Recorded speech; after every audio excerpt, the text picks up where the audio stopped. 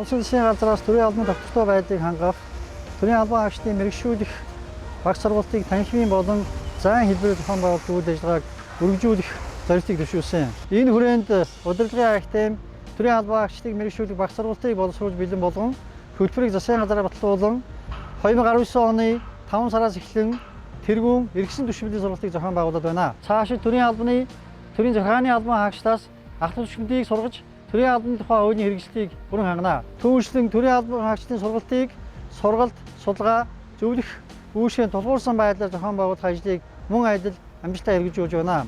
Өөрөөр хэлбэл төрийн албан хаагчдын сургалт нь дан ганц танхимын сургалт байгаа зогсохгүй төрийн албаны туршлага, мэдлэг тулгуурсан хэлбэрээр явагдах нөхцөл хангаглаа.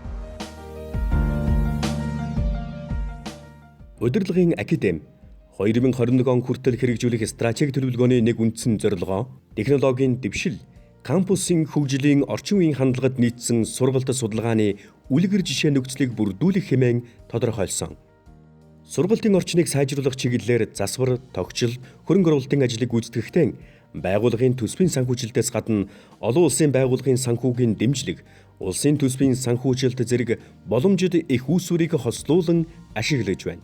2016-аас 2019 онд байгууллагын төсвийн санхүүжилтээр 16 семинарын танхим, 7 лекцийн танхим, сургуулийн 3 барилгын дээвэр, гадна фасадын засвар, орчин үеийн тогтчлтын ажлыг хийгээд байна.